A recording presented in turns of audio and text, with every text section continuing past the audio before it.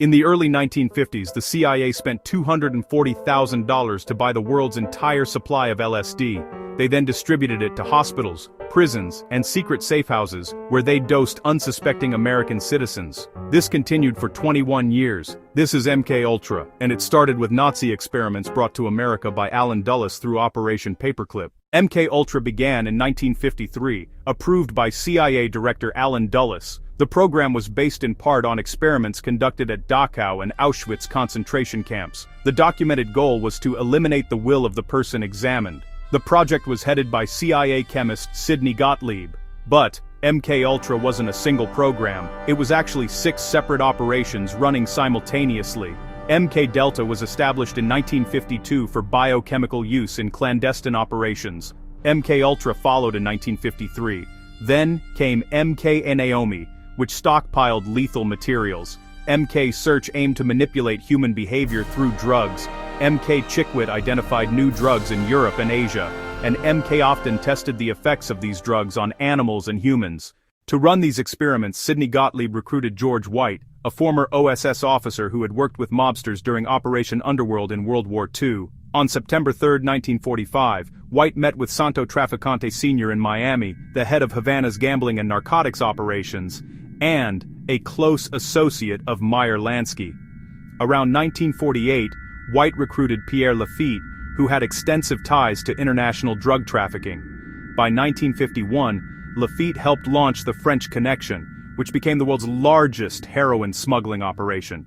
In the early 1950s, Gottlieb arranged for the CIA to buy the world's entire supply of LSD for $240,000. He distributed it through bogus foundations to hospitals, clinics, prisons, and research institutions across the country.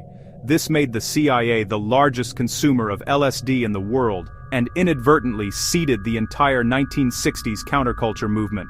In 1955, White was transferred to San Francisco and given control of MKUltra Sub-Project 42, which he called Operation Midnight Climax.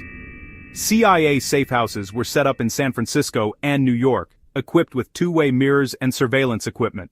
Prostitutes were enlisted to bring unsuspecting clients to these locations, where they were secretly dosed with LSD while CIA operatives observed from behind the mirrors. In New York, White operated under the alias Morgan Hall, posing as a merchant seaman or bohemian artist, while associating with criminals involved in drugs, prostitution, and gambling.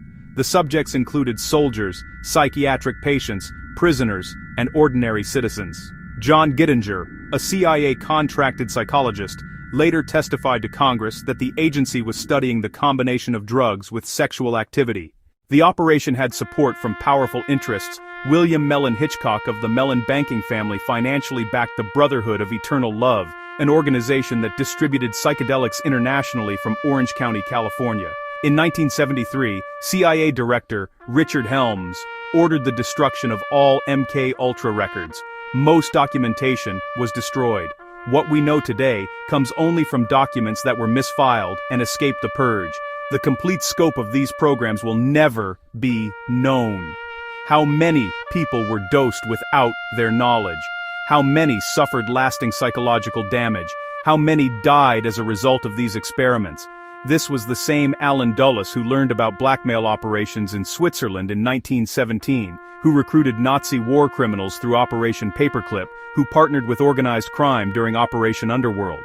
Each operation expanded the boundaries of what intelligence agencies were willing to do. The surviving MKUltra documents are publicly available through the National Archives and archive.org. Congressional testimony from the Church Committee hearings in 1975 is on the public record. This is documented history. The question isn't whether this happened. The documents prove it did. The question is what we still don't know about programs that remain classified. Subscribe for more declassified intelligence operations.